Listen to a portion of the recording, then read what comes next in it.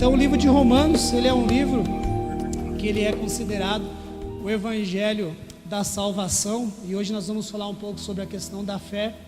E é impossível a gente não citar esse livro ao falarmos sobre o sola fide, né, que é somente a fé. Quantos acharam o livro de Romanos, capítulo 1, em nome de Jesus? Amém?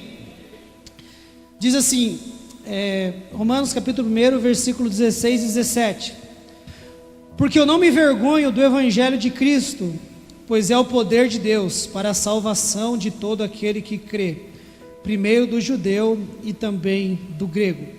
Porque nele, ou seja, no evangelho, a justiça de Deus é revelada, de fé em fé, como está escrito: o justo viverá pela... Eu vou ler de novo, que é muito tremendo.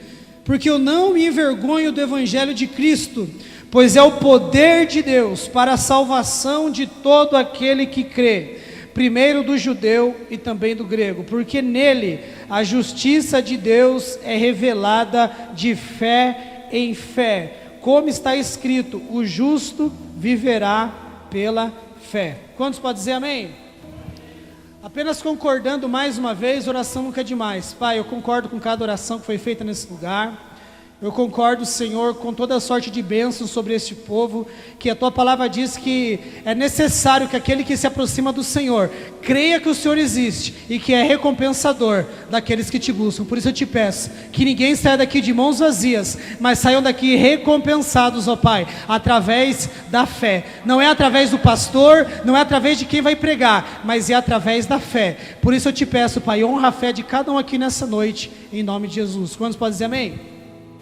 Pode se assentar em nome de Jesus, amém, irmãos? Como eu dei uma pincelada nessa noite, a reforma protestante, ela foi um movimento criado no século XVI, através de um homem chamado Martinho Lutero, que ele veio de uma família extremamente católica, inclusive o seu nome Martinho era por causa que ele nasceu no dia de São Martim, e ele foi criado pelos seus pais para ser um advogado, mas Deus já tinha um plano antes dos pais dele. Isso é uma coisa que nós, já fica um parêntese aqui para nós, que nossos pais podem traçar um plano, um pastor, nós mesmos podemos traçar um plano, mas a Bíblia diz que o propósito do Senhor é que prosperará. E ele era um homem que, mesmo ele sendo criado para ser um advogado, ele tinha com ele uma sina, um desejo pelas coisas espirituais. E isso é uma coisa que está faltando em nossos dias. Nós, muitas das vezes, estamos muito preocupados com as coisas do aqui e do agora, como se nós fôssemos viver para sempre nessa terra. Mas a palavra do Senhor diz: não atentando nós nas coisas que se veem, mas nas que não se veem. Porque as coisas que se veem são temporais, as que não se veem são eternas. Então ele tinha suas funções aqui da terra, mas ele tinha com ele o desejo da salvação. Ele reconhecia que o homem pode ter carro, pode ter casa, pode ter dinheiro, pode ter tudo nessa terra, mas se a sua alma não for salva, de nada aproveita. E a palavra do Senhor corrobora dizendo: pois que aproveitaria o homem ganhar o mundo todo e perder a sua alma. Então ele buscava com todas as suas forças a salvação da sua alma.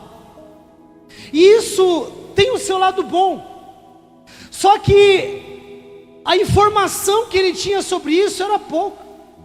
Embora ele tinha uma certa informação que vinha pela igreja que ele estava na época, que na época era a igreja católica, apostólica, romana, que prevalecia e dominava todo mundo ali. Quem conhece um pouco de história já viu falar sobre a Idade Média, conhecido por alguns como Idade das Trevas. Por que Idade das Trevas? Porque eles ocultavam muitas verdades do povo para que pudesse ser mais fácil de manipular.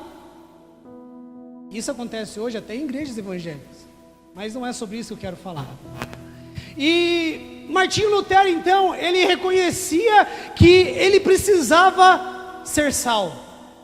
Ele sabia que depois de que ele morresse, a sua alma não iria se extinguir, como alguns dizem, a sua alma não iria acabar, mas a sua alma iria para o céu ou iria para o inferno. E a informação que tinha chegado até ele é que ele precisava de todas as forças buscar a salvação da sua alma. E ele achava que ele precisava então fazer penitências, ele achava que ele precisava pagar indulgências, ele achava que ele precisava fazer tudo aquilo que a tradição da sua igreja mandava. Então ele tinha a fé dele em Cristo, ele tinha a fé dele ali nos santos da igreja que ele estava, e ele tinha adicionado à sua fé muitos elementos do qual ele procurava seguir à risca, buscando então a salvação da sua alma. Isso é bom, buscar a salvação, mas o problema é adicionar elementos aonde Deus não adicionou.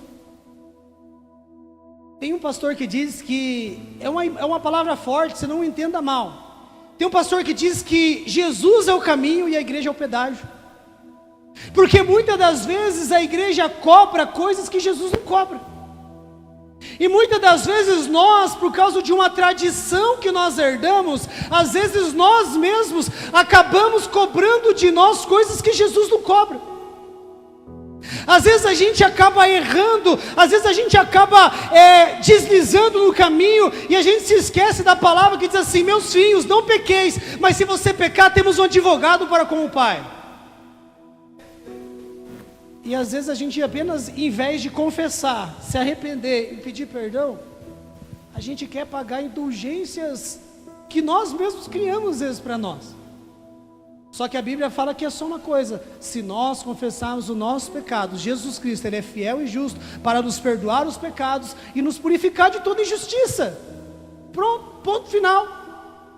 Não precisa eu fazer um flagelo, não preciso subir uma escadaria, não preciso eu fazer 2 horas de oração, não preciso eu vir dar um grande dízimo, não preciso eu fazer alguma coisa para agradar o pastor, para que Deus estava triste comigo e agora Deus vai se alegrar, porque afinal de contas eu já fiz alguma coisa para compensar o que eu fiz de errado. Ei, a única coisa que compensa o que você fez de errado se chama o sangue de Jesus Cristo.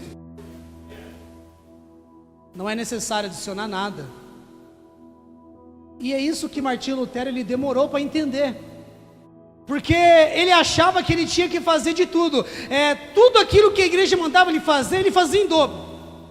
Se mandava ele rezar uma Ave Maria, ele rezava 10. Se mandava ele rezar 2 Pai Nosso, ele rezava 15.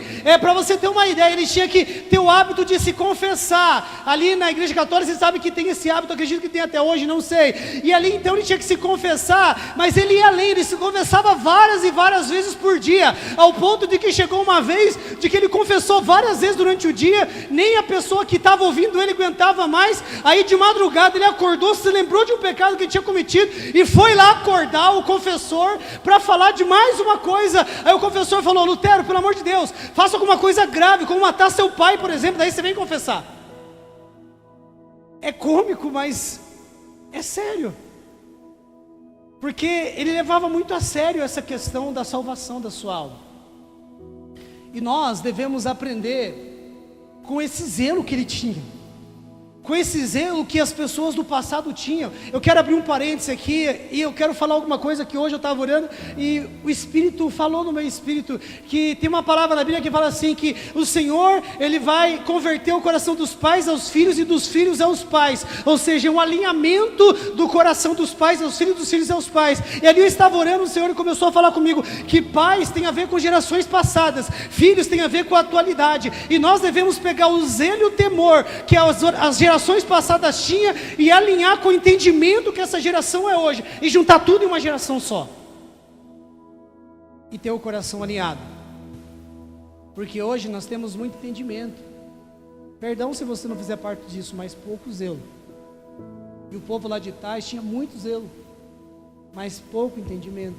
Não estou generalizando, falando de uma forma geral. Então Lutero ele tinha essa sina de que precisava ser salvo de qualquer forma. E ali ele nos seus estudos, quero resumir a história aqui para não tomar muito tempo para entrar na mensagem. Ali ele estava um dia, ele já estava morando fora, ele foi visitar ali os seus pais, e quando ele estava voltando para sua casa, começou a cair uma tempestade muito grande, aí caiu um raio ali perto dele, ele ficou muito amedrontado, com medo de morrer, e ele fez uma promessa para uma santa, que é da época, a Santa Ana, ele falou para aquela santa, que se ela livrasse ele da morte, ele iria virar monge, e supostamente, não foi a santa, mas Deus, ele usa o grau de informação que a pessoa tem para operar os seus propósitos, e aí então ele foi livre daquela tempestade, então ele começou a se dedicar à vida do monastério. Foi uma decepção para sua família, foi uma decepção para os seus amigos, mas Deus, ele já tinha um propósito com tudo isso. Então ali ele começou ali na sua vida monástica a servir ali no monastério. Ele era o melhor padre, ele foi o melhor em tudo aquilo que ele fez, e ali no meio do monastério um dia, no meio de tantos livros que ele tinha, ele achou um livro que ele chama de o livro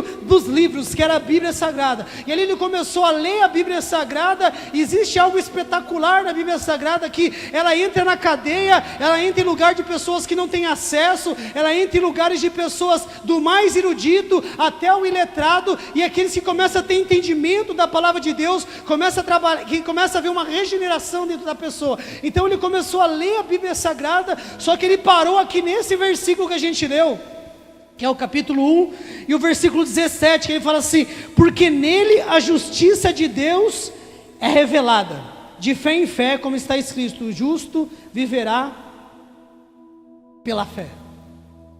E na época, irmãos, não tinha bíblias de estudo como nós temos hoje. Na época não tinha dicionários bíblicos.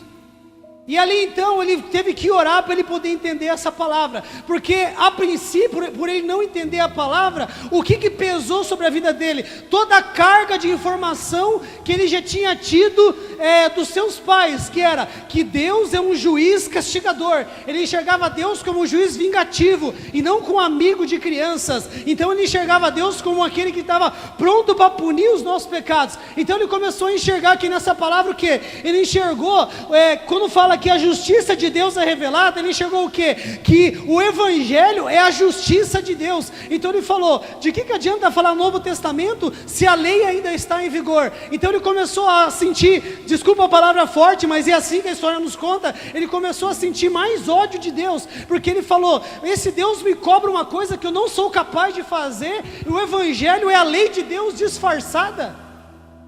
E ali ele entrou em crise, ele começou então a buscar a Deus, triste, porque a lei de Deus, ela vem para nos mostrar o nosso pecado, a lei não vem para nos salvar. Sabe por que Jesus Cristo veio, irmãos? Porque nenhum de nós é capaz de cumprir a lei. Uma coisa que eu sempre falo nos evangelismos é que as pessoas, elas sempre falam, mas eu sou bom, eu faço isso, eu não mato ninguém, eu não roubo, eu pago minhas contas, eu sou honesto, e tudo isso, tudo aquilo. Eu falo assim, escute, se ser uma pessoa boa no padrão de justiça desse mundo fosse suficiente para a gente ser salvo, para que Jesus viria? Se Jesus veio, é porque ninguém consegue satisfazer a lei de Deus, ninguém consegue chegar ao padrão de Deus, porque a Bíblia diz que se nós transgredirmos em um mandamento, nós somos culpados de todos. E se nós formos olhar, por exemplo, nos 10 mandamentos, todo mundo aqui já quebrou algum. E aí Jesus, ele veio, só estou abrindo um parênteses antes de continuar a vida de Lutero, e aí a Bíblia vem falando assim, que a Bíblia fala assim, não adulterarás, e Jesus fala assim, aquele que olhar para uma pessoa que não é seu cônjuge, com olhar impuro já adulterou. A Bíblia fala, não matarás, e aí vem o Novo Testamento e fala assim, aquele que já sentiu ódio do seu irmão, já matou ele no seu coração, você já é um assassino. E a Bíblia vem estreitando, mostrando o quê? Que nenhum de nós pode falar que nunca quebrou a lei de Deus. Todos nós somos imperfeitos, todos nós somos pecadores. Então Martinho Lutero, ele começou ali a entrar em crise, porque falando, como que Deus vai cobrar algo de mim que eu não posso fazer?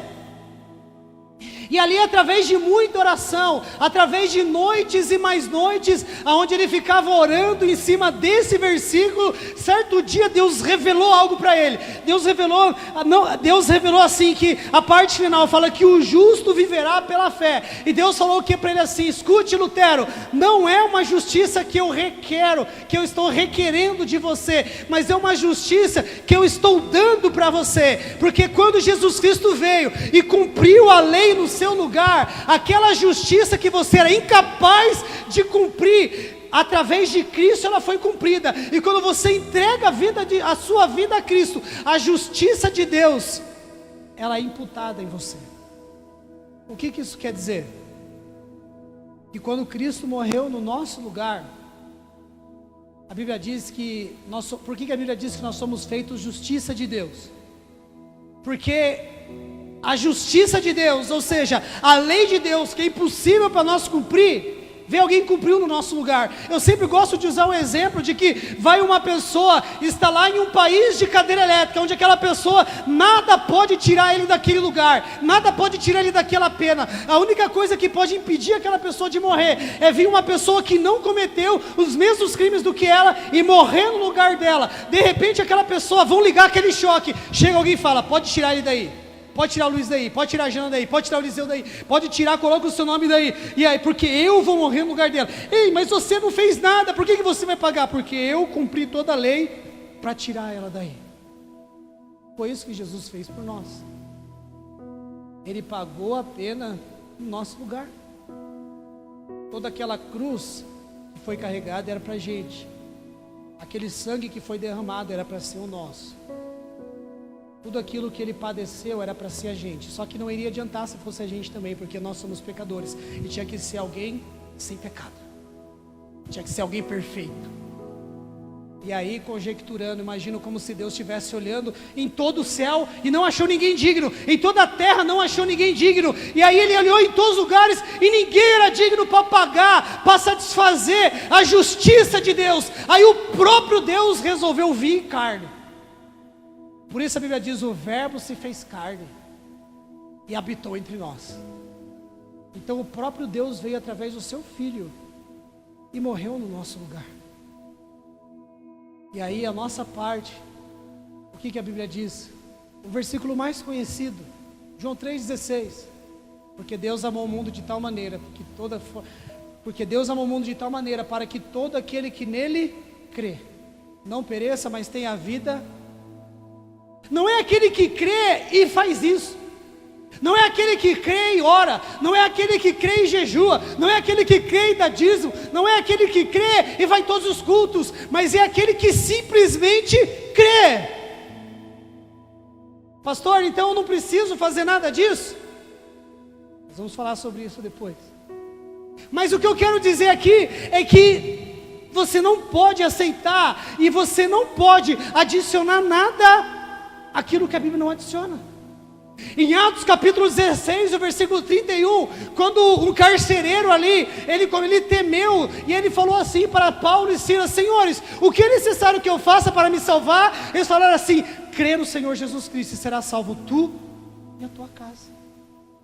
Não é crer no Senhor Jesus Cristo e faça mais isso. Creia no Senhor Jesus Cristo e cumpre a lei judaica. Creia no Senhor Jesus Cristo e faça aquilo que tal pessoa na televisão, na internet está mandando. Ele falou simplesmente: creia no Senhor Jesus Cristo.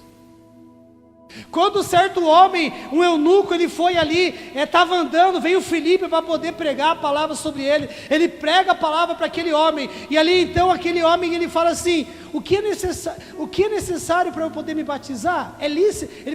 O que eu preciso para poder me batizar? E Filipe fala assim: é lícito se você crê de todo o seu coração. Foi isso que ele falou. Quando Jesus veio pregando, ele falou: arrependei-vos e crede no Evangelho. Quando João Batista veio pregando, ele falou: arrependei-vos e crede, porque o tempo está próximo. Quando Paulo veio, ele falou assim: arrependei-vos, porque vai chegar o dia que o Senhor ele vai julgar todo mundo por meio daquele que ele destinou. Quando Pedro foi indagado, ele falou: arrependei-vos, crede. Sola fide, somente a fé. E uma das coisas que a gente ensina ali na aula do batismo é isso, é o arrependimento e a fé. Quando Jesus ele estava ali na cruz e tinha 2 ladrões, né? Depois um virou um ex-ladrão, mas um do lado, outro do outro. E ali tinha um homem que começou a zombar de Jesus. Ah, tu és o Filho de Deus, desce daí então, salva-te a ti mesmo. Aí o outro falou, você não teme a gente estando na mesma condenação? Aí ele vira para Jesus e fala, Senhor, lembra-te de mim quando entrares no teu paraíso. O que Jesus falou para ele? Hoje mesmo estarás comigo no paraíso. Eu quero falar para você que oração aquele homem fez. Que ato de bondade aquele homem fez. A vida toda ele só praticou o mal, mas ele creu. Ele se arrependeu e ele creu. Somente a fé, irmãos. Desde o começo do mundo, de Gênesis a Apocalipse, tem uma coisa que Deus está exigindo de nós. Se chama fé. Se chama fé. Antes da lei, a Bíblia fala que Deus ele já tinha pregado o evangelho para Abraão. E aí a Bíblia fala em Romanos capítulo 4, que muitos judeus eles se gloriam, falando, Abraão é meu pai, Abraão foi homem virtuoso. Aí lá no capítulo 4 do livro de Romanos, Deus vai mostrar que Abraão, ele creu, e isso foi imputado como justiça. Ou seja, o que fez Abraão a sair da tua terra, da tua parentela, o que fez ele ir andando, peregrinando por vários lugares, o que fez ele quase sacrificar o seu próprio filho, não foi os seus próprios atos de justiça, mas foi a sua fé. E antes da lei, Deus já justificava pela fé. Aí você começa a ter o tempo da lei de Moisés, 613 mandamentos, e vem os 10 mandamentos, mas todos esses mandamentos, quando as pessoas quebravam o mandamento, o que tinha que fazer? Eles tinham que imolar um cordeiro, e aí os seus pecados eram substituídos por aquele cordeiro. Tudo isso estava apontando para o cordeiro que viria para o mundo. Então já era pela fé. Hoje nós cremos no cordeiro que veio, mas eles criam no cordeiro que viria. Mas é tudo o mesmo ponto, é a fé. O livro de Abacuque, capítulo 2, versículo 4, vai falar aí a mesma coisa que Paulo parafraseou. Ele fala que o justo viverá pela fé. Então antes da lei já tinha fé, depois da lei já tinha fé. Nos evangelhos, quando Jesus curava alguém, quando Jesus salvava alguém, quando Jesus expulsava um demônio, aí a pessoa ficava grata. Ele falou, vai em paz, a tua fé te salvou. Depois veio os apóstolos, depois veio Paulo, e todas as cartas do livro de Romanos, o livro de Gálatas, e todas as epístolas paulinas, as epístolas de Pedro, em todos os lugares, a Bíblia só fala uma coisa, ele fala que o homem é justificado pela fé, independente das obras da lei.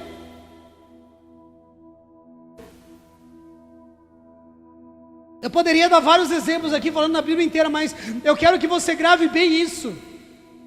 Por que eu estou enfatizando isso? Porque quando Lutero entendeu que não é a justiça que Deus requer, mas é uma justiça que Deus dá de graça, através do seu Filho, a história conta que o ódio que ele tinha de Deus se transformou em amor.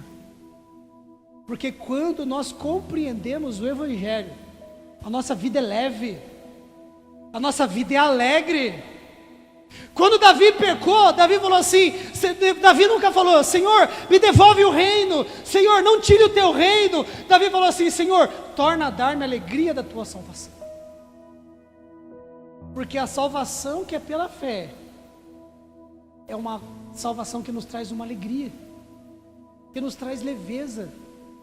Por que Jesus falou assim, olha, vinde a mim todos aqueles que estáis cansados e sobrecarregados, e eu vos aliviarei. Tomai sobre vós o meu jugo e aprendei de mim, que sou manso e humilde de coração, porque o meu jugo é suave, o meu fardo é leve. É leve, irmãos. É somente a fé. Não precisa mais nada, é somente a fé, somente a fé. E isso na vida de Lutero, caiu umas escamas dos seus olhos. Ele foi outra pessoa antes e outra pessoa depois, quando ele entendeu o Evangelho. E pode parecer besteira o que eu estou falando, mas de forma sutil, o Evangelho tem sido deturpado em muitos lugares, porque as pessoas têm adicionado coisas ao Evangelho. Eu sei que não é o caso de vocês, por isso que eu falo abertamente. Tem pastores que amaldiçoam ovelhas se sair do meio da igreja. Tem pessoas que falam que ele nunca vai prosperar, ou que não vai para o céu. Tem igrejas que falam que eles que são certos e os outros não são. Tudo isso são adições ao Evangelho, coisas que a Bíblia não permite, porque o Evangelho é leve, o Evangelho é suave. E sabe o que é o mais incrível? Que a Bíblia fala, a única coisa que Deus exige de nós, o que é, irmãos? Fé. E a Bíblia diz que até a fé que Deus exige, é Ele que dá. Em Efésios 2:8 fala bem assim, porque pela graça vocês são salvos, e isso não vem de vós, é um dom de Deus. A palavra dom ali é um presente. Então até a fé que Deus cobra de nós, Ele mesmo que dá. Às vezes eu oro, Senhor, aumenta a minha fé, mas a fé já é o Senhor mesmo que dá.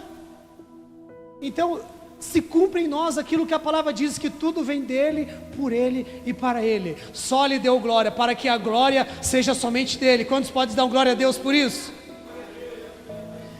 Então, irmãos, nós precisamos entender que quando nós temos uma compreensão do Evangelho, tudo muda.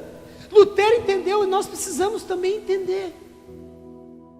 E ali quando Lutero entendeu que é somente pela fé, e a igreja pregava, tem que pagar indulgências. O que é indulgências? Se você pecava, você tinha que pagar um pouco para a igreja, para ter um pedacinho no céu. Você tem que fazer penitências, você tem que rezar tantos terços. Lutero começou a falar, mas nada disso está na Bíblia. Da onde que eles tiraram isso? E ali então Lutero começou a defender só a Escritura, que é somente as Escrituras, que vocês vão ouvir sobre isso ainda, do Senhor que eu vou falar. Mas ele começou a formular, entre aspas, a sua teologia, que era somente a fé. E aí ele começou, entre aspas, o movimento da reforma, porque na verdade já tinha outras pessoas que já tinham sido mortas na fogueira por causa disso. Teve John Hus, teve Savonarola, foi contemporâneo dele também, mas teve Zwinglio, que Zwinglio veio depois, mas eu esqueci o nome do que veio os albigenses, os valdenses, e veio várias outras pessoas ali, que também já tinham falado um pouco sobre essa questão da fé, mas a igreja perseguia todos que falavam sobre isso, colocava na fogueira. Um herege, vai morrer. E eles morriam louvando a Deus, porque estavam defendendo a verdade. E aí John Hus, que foi o último antes de Lutero que morreu, ele falou assim, olha, hoje vocês estão matando um ganso, porque o nome Hus significa ganso, mas daqui 100 anos Deus vai levantar um cisne, que contra ele vocês não vão poder prevalecer. Ele estava já profetizando sobre a vinda de Lutero, e quando Lutero viesse, ele ia reformar toda aquela questão. Embora Lutero ele não teve uma intenção de sair da igreja católica, de abrir uma nova religião, por eles não terem aceitado, é muito longa a história aqui, não quero tomar muito tempo sobre isso, mas por eles não terem aceitado, Lutero acabou que foi quase... Lutero foi perseguido tremendamente, tinha uma luta física, porque o Papa mandou matar ele, tinha uma luta espiritual, porque o diabo perseguia demais ele, por causa daquilo que ele defendia, e aí um dia armaram uma emboscada contra ele, mas um certo príncipe rapta ele, porque sabia disso, e leva ele para o seu castelo, e ali as pessoas acharam que Lutero tinha morrido, mas ele foi raptado por aquele príncipe, e ali naquele castelo, Lutero começa a traduzir a Bíblia, que era somente em latim, e o povo não tinha acesso, e ali então ele começa a traduzir toda a Bíblia para que o povo pudesse ter acesso, e aí as pessoas começaram a abrir os seus olhos, a entender a verdade, a compreender a palavra de Deus, e aí isso é maravilhoso, como o próprio pastor falou, tudo que for pregado aqui, nós temos hoje a probabilidade de poder conferir nas Escrituras, se isso está certo, e Lutero então, ele pagou quase com o seu próprio sangue por causa disso, ele lutou ferrenhamente, e ali várias pessoas começaram a ter acesso à palavra de Deus, por causa da vida de Lutero. E vou resumir aqui a história. Em 1517, mesmo sendo perseguido, né, já tinha passado por várias coisas. Aí ele teve uma vez que foi chamado para ir falar lá com o Papa, para ele se retratar. E ele fala assim, eu vou lá falar com o Papa, ainda que tenha demônios por todos os telhados daquele lugar, mas eu não vou revogar a verdade da palavra de Deus. E ali então ele vai, não se retrata. E resumindo a história, em 1517 ele fixa na porta da igreja do Castelo Wittenberg as suas 95 teses. O que eram essas 95 teses? Era um protesto sobre as verdades da palavra de Deus, que estavam indo contrário às coisas que a igreja romana estava pregando. E ali então, aquelas suas 95 teses oficializou a reforma protestante através da vida de Martinho Lutero. E se você nunca leu, convido você a procurar na internet, né, as 95 teses de Martinho Lutero. Não estou dizendo ali que todas são perfeitas, mas elas começaram um movimento de volta às Escrituras, de volta à palavra. E se você quer saber qual é a diferença principal entre a igreja protestante e a igreja romana, católica apostólica romana, é que a igreja protestante, ela acredita que a nossa regra de fé e prática é somente as Escrituras. A igreja romana acredita que é a Bíblia mais a tradição da igreja. E aonde eu quero chegar? Como eu disse, irmãos, o entendimento do Evangelho transforma nossas vidas. E automaticamente ele transforma todo o nosso redor. Por isso, eu não sei qual é o teu sonho, eu não sei qual é o seu projeto, eu não sei qual é a tua aspiração, mas a primeira coisa que você precisa de tudo é entender o Evangelho. Porque qualquer coisa que você for fazer nessa terra, a base deve ser o Evangelho. Porque às vezes alguém vem aqui, pode vir aqui orar, você ser curado. Eu podia vir aqui, não que eu falo que eu posso, que eu tenho esse dom, um modo de dizer, aqui é orar e um paralítico se levantar, e as pessoas, ó, o poder de Deus. Mas a Bíblia fala que o Evangelho é o poder de Deus. Nada é mais poderoso do que o Evangelho. Porque alguém pode levantar alguém para ser curado aqui na terra, mas o Evangelho cura a nossa alma. Alguém pode operar algum dom para abençoar você aqui na terra, mas o Evangelho te leva para o céu. Então nós precisamos crer no Evangelho. O Evangelho prega que Jesus, o Cordeiro de Deus, ele morreu por nós. E através da fé, todo aquele que nele crê, ele não perece, mas ele tem a vida eterna. Eu quero ler aqui rapidamente algumas passagens, para a gente passar adiante. Olha só para ficar bem fixado isso. Romanos 5,19 fala assim, ó: porque assim como pela obediência de um só homem, muitos foram feitos pecadores, assim pela obediência de um, muitos serão feitos justos. Então muita pessoa às vezes vai falar assim, ó, você precisa obedecer a palavra de Deus para você ir morar no céu. Mas aqui fala que não é pela nossa obediência que nós vamos morar no céu, mas é pela obediência de um homem chamado Jesus Cristo. Nós devemos obedecer a palavra como consequência da nossa salvação, mas não é isso que nos salva. O que nos salva foi o sangue que foi derramado naquela cruz, porque somente a nossa obediência não nos levaria para o céu, mas esse sangue leva.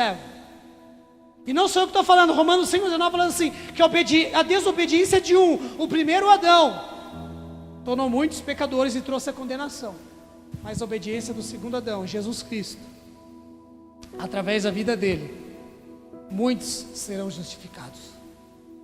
Então, irmãos, eu sei que na tua cabeça aí talvez está pensando, nossa, pastor liberal, então não tem que fazer mais nada, mas já vamos falar sobre isso já. Mas eu quero que você entenda que não é pelos nossos atos de justiça que nós houvéssemos feito, mas é pela misericórdia do Senhor, é pela graça de Jesus. Sabe, tem pessoas que vêm na igreja buscando a salvação, mas isso é se você nunca pisou na igreja a primeira vez, aí vem. Mas se você já entregou sua vida a Jesus, já é batizado, venha na igreja para celebrar a salvação. Porque a Bíblia não diz que nós teremos a vida eterna, a Bíblia diz que nós já temos a vida eterna, e nós ganhamos ela a partir do momento que a gente creu. Em João 7, versículo 38, Jesus fala bem assim, ó: aquele que crê em mim, rios de água viva fluirão do seu ventre.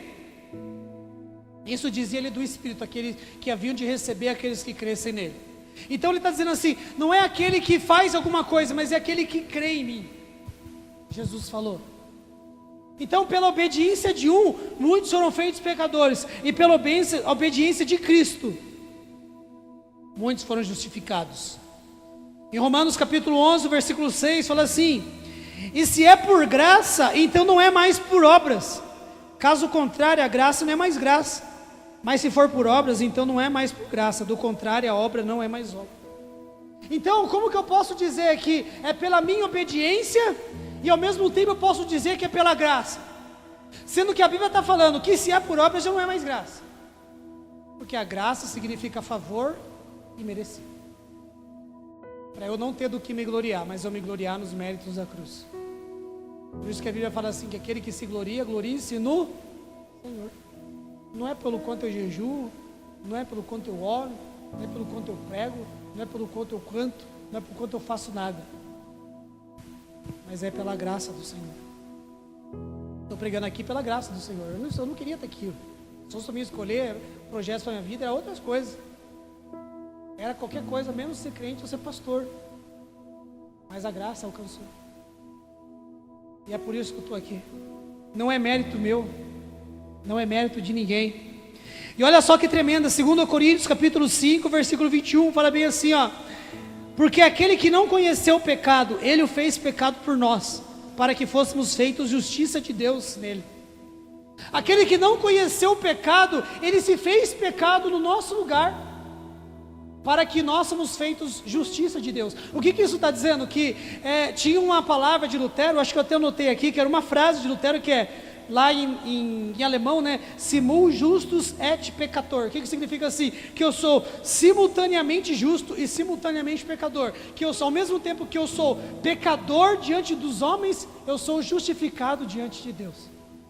Porque a partir do momento que eu creio no sacrifício de Jesus, Deus olha para mim, não se escandalize com o que eu vou falar, mas Deus olha para mim como Ele olha para o seu Filho, para Jesus. Porque o sangue dele foi derramado sobre a minha vida. Por isso não tem nada que você possa fazer para Deus te amar mais.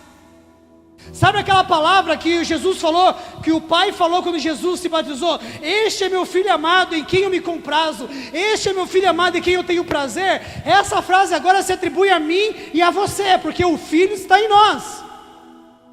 Era para você ter dado glória a Deus, perdeu a oportunidade. Você está achando que heresia é isso, né? Brincadeira, sei que você não está. Mas irmãos, se Jesus está em nós, o sangue dele está em nós, nós somos justificados diante de Deus. E sabe o que significa ser justificado?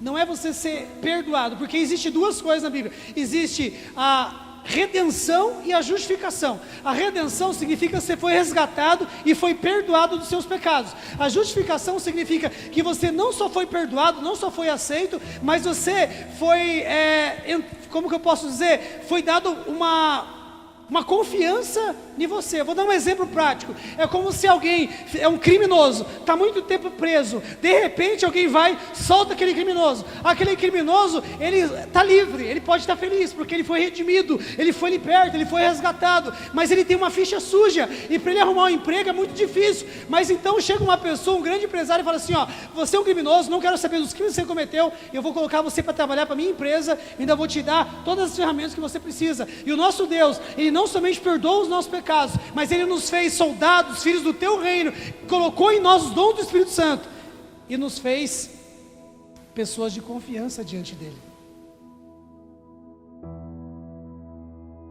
Isso é ser justificado pela fé, é mais do que ser perdoado, é a sua ficha inteira, ser limpa. Por isso a Bíblia fala que os nossos pecados são lançados no mar do esquecimento. E diremos, pois, essas coisas: se Deus é por nós, quem será contra nós? A Bíblia fala que nenhuma condenação há para aqueles que estão em Cristo Jesus. Sendo, pois, justificados pela fé, temos paz com Deus. Romanos 5:1. Nós estamos em paz com Deus. Eu não sei se isso mexe com o seu coração, mas sabe, é tão gostoso a gente viver uma vida em paz com nossos irmãos, com a nossa família, com a sociedade, mas a melhor coisa é você viver em paz com Deus. Porque quem não tem paz com Deus não tem paz com ninguém, nem com Ele mesmo. Mas quem tem paz com Deus tem paz com todos. Então é maravilhoso nós podemos ser justificados diante do Senhor. Então quando nós entendemos isso, tudo muda. É somente a fé.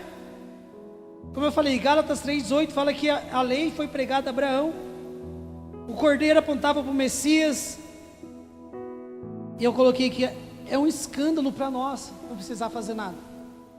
Se para você é um escândalo você ser salvo pela fé sem precisar fazer nada, assim como para mim foi e até hoje sabe o que significa? É que a nossa mente foi muito influenciada pela tradição romana.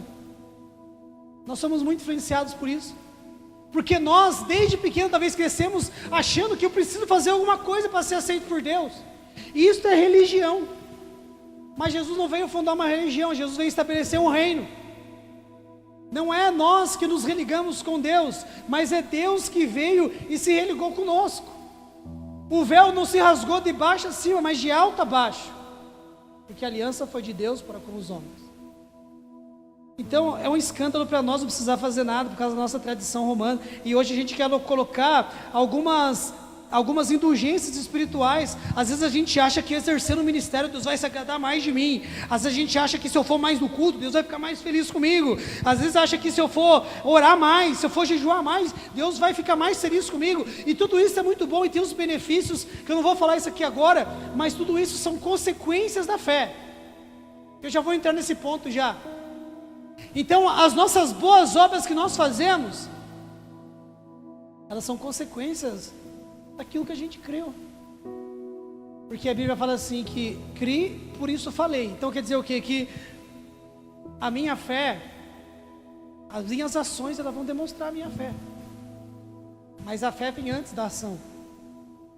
Eu posso fazer algo tremendo, eu posso dar toda a minha fortuna para sustento dos pobres, sem fé, aí não valeu de nada.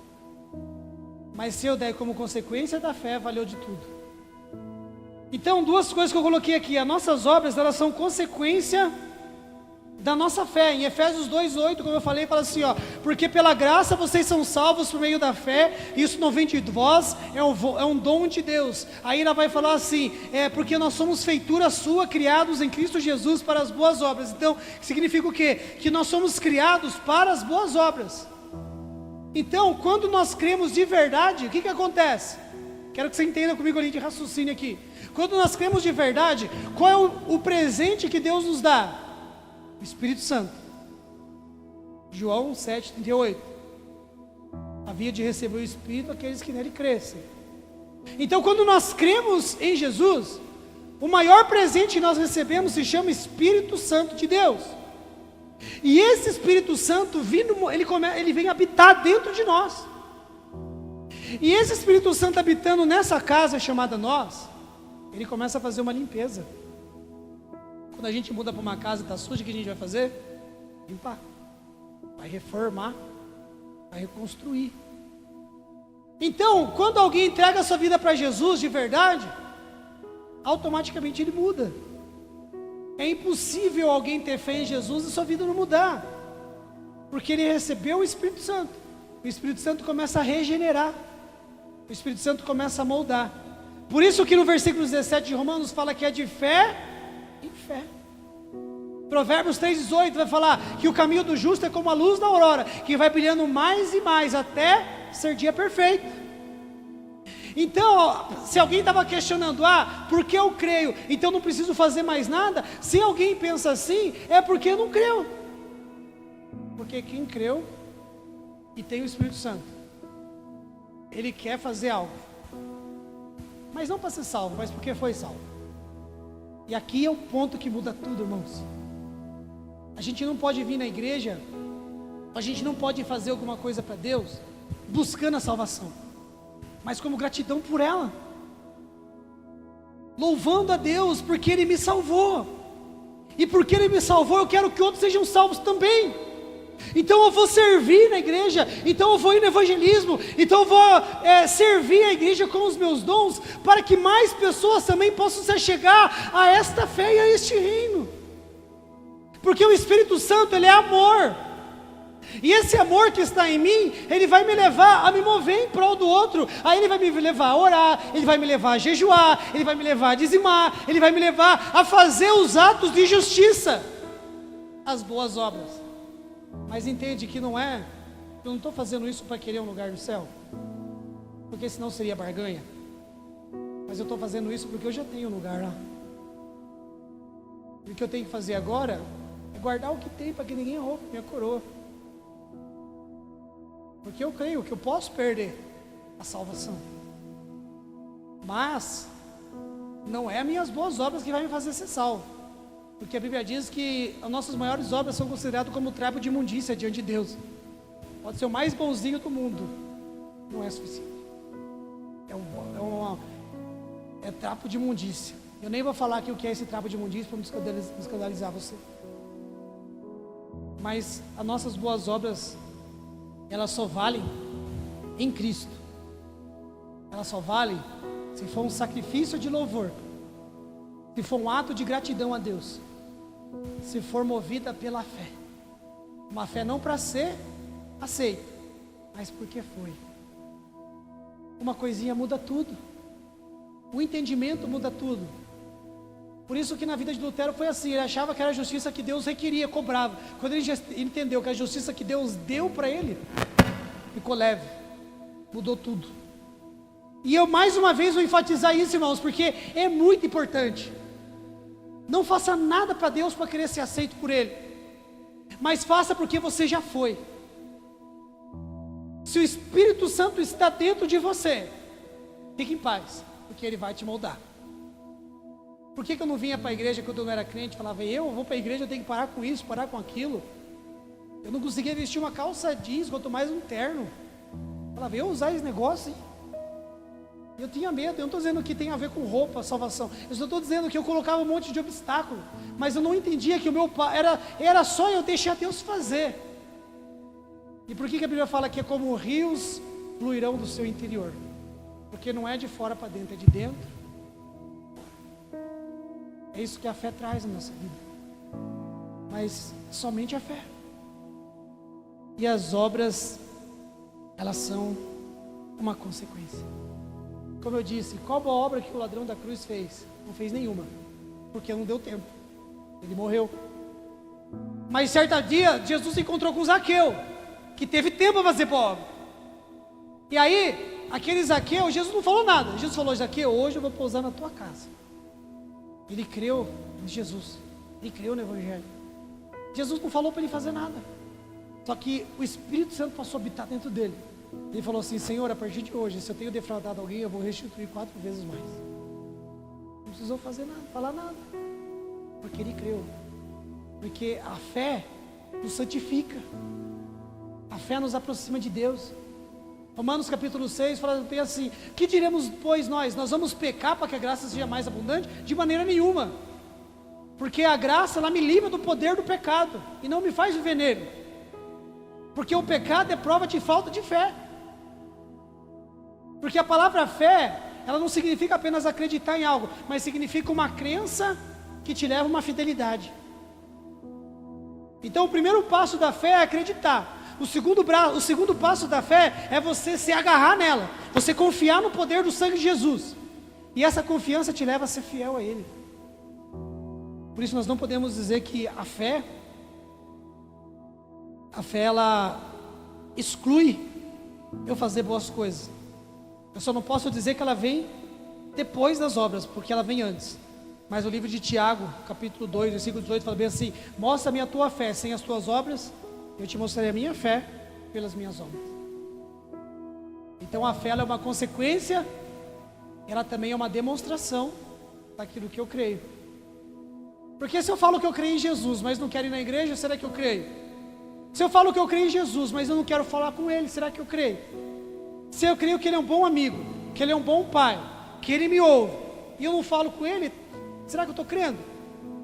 Se eu creio que a Bíblia é a palavra de Deus, Ele fala comigo através dela, e eu não leio, será que eu estou crendo? Então é isso que a Bíblia fala, que as obras, elas são uma demonstração da nossa fé. Por isso que o João Batista, ele fala assim, produzam frutos dignos de arrependimento. Demonstra através da vida de vocês que vocês creem de verdade. E a Bíblia vem falar em 1 João 3,18, meus filhinhos, não amemos de língua e nem de palavra, mas por obras e verdade. Quantos podem dizer amém? Estamos encerrando, irmãos. Então a fé é uma crença que te leva à regeneração. Meu Deus, o tempo foi. Para nós terminarmos aqui, a alegria da salvação, ela é gerada pela fé. Somente pela fé. E eu terminei aqui com alguns inimigos, algumas coisas que podem lutar contra o sola fide na atualidade. Não estou criticando essas coisas em si, mas o perigo delas. Uma delas são usos e costumes. Muitas pessoas às vezes acham que não, eu posso ir para a igreja, mas se eu não, eu tenho que crer em Cristo, mas vestir tal coisa. Tenho que crer em Cristo, mas fazer tal coisa. Então, usos e costumes devem ser respeitados, e cada igreja tem os seus, mas eles não salvam ninguém. Obviamente que nós não podemos andar, né? Eu não estou querendo doutrinar a igreja aqui, não sou o pastor, mas não podemos andar também de qualquer forma, com sensualidade e tudo mais, porque é de dentro para fora. Então aquilo que é fora reflete o que está dentro, mas eu não quero entrar sobre isso. Mas usos e costumes, eles não salvam. São bons em certo sentido, mas eles não salvam. Denominacionalismo. O que é denominacionalismo? Denominacionalismo é o que? Tem pessoas que falam, você só vai ser salvo se você crê em Jesus na minha igreja, porque lá está a verdade, a mão de Deus está ali. E aí nós temos que tomar cuidado, porque é só Jesus, ele não é patrimônio de igreja nenhuma. Jesus está em diversos lugares, e o mesmo Jesus que está aqui nos abençoando, nos galardoando hoje, está em diversos lugares, diversas igrejas, diversas denominações, porque não é a igreja que eu frequento, mas é somente a minha fé. Outro inimigo que para mim é o maior deles é a ignorância do Evangelho. E às vezes as pessoas acham que ela tem que ir para a igreja buscar a salvação, mas elas têm que celebrar essa salvação. Eu tenho certeza que aqui tem pessoas que vieram celebrar, porque eu vi um ambiente alegre. Porque quando as pessoas vão para a igreja querendo buscar a salvação, às vezes elas vêm como um xiita evangélico, elas vêm assim um ambiente pesado, e a pessoa parece que se flagela espiritualmente, é um negócio assim, aquele ambiente de medo, um terror. Mas quando a gente chega numa igreja como hoje, que a gente vê um povo alegre se lembrando, é porque entendeu o Evangelho, entendeu que aquele é o lugar de celebrar o que Ele fez por nós naquela cruz. E o máximo eu tenho que entender que se Ele morreu por mim, eu tenho que estar disposto a morrer por Ele. Se Ele fez tudo por mim, o que é a minha vida diante dEle? Então se Ele deu a vida dEle por mim, eu vou dar a minha vida para Ele. Então a ignorância do Evangelho é o maior inimigo do sola fide, do somente a fé. Outro eu já falei, é o romanismo. A tradução romana que a gente tem, ela é muito forte. Muito forte. Podia falar sobre essa questão que eu falei, de às vezes a gente achar que tem que pagar algumas indulgências. A gente só troca o nome, mas às vezes a gente acha que tem que fazer. Não, se eu não participar de tal coisa, se eu não fizer de tal coisa, eu posso perder a salvação. O clericalismo que tem no meio evangélico, o que é o clericalismo? Achar, não, se o fulano de tal não orar por mim, se o profeta ou se não for o pastor, não estou menosprezando a unção que cada um carrega, mas tem pessoas que acham que se não for tal pessoa orar por eles, nada acontece. E isso não é verdade, porque o véu foi rasgado e o acesso é para todos. Você pode olhar na sua casa, seu filho ficar doente, acontecer alguma coisa, o seu vizinho, não estou profetizando isso, mas se manifestar um demônio lá, não precisa acordar o pastor. Você pode ir lá você, quantos pode dizer amém? Eu estou brincando, mas é uma verdade. Você tem a unção de Deus na sua vida. E você tem sim que honrar os seus pastores, porque ele tem uma unção pastoral. Honrar os profetas de Deus, porque também é um ministério. Mas você não pode depender disso, porque a fé somente. E por último, tradições humanas. Esse é um outro inimigo da fé. Jesus, certa vez, ele falou ali para alguns homens, ele falou assim, olha, vocês não entram, as pessoas, vocês não deixam, não entram no reino e também não deixam as pessoas entrar. E vocês me honram com os lábios, mas o coração está longe de mim. E vocês ficam ensinando preceitos que são doutrinas de homens. E isso é muito sério. Porque tradições humanas, filosofias de homem, combatem ao Evangelho. Por isso nós devemos estar presos somente no Evangelho, porque Ele é o poder de Deus para a salvação de todo aquele que crê. Se coloque de pé em nome de Jesus.